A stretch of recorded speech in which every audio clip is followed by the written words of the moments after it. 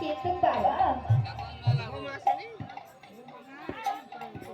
আমরা কোনদিন আমার গৌর হরিকে এই মন থেকে ডাকলাম না। ডাকি কখন? যখন আমরা বিপদে পড়ি তখন আমার গৌর হরির কথা মনে পড়ে,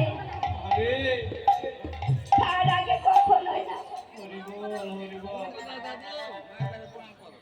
এই যে এত সুন্দর একটি ভজন যোগ্য দেহ পেয়েছি বাবা, এই দেহ যদি আমার গোবিন্দের চরণে লাগাতে না পারলাম তাহলে আমাদের মানব জন্মটাই বৃথা হয়ে যাবে।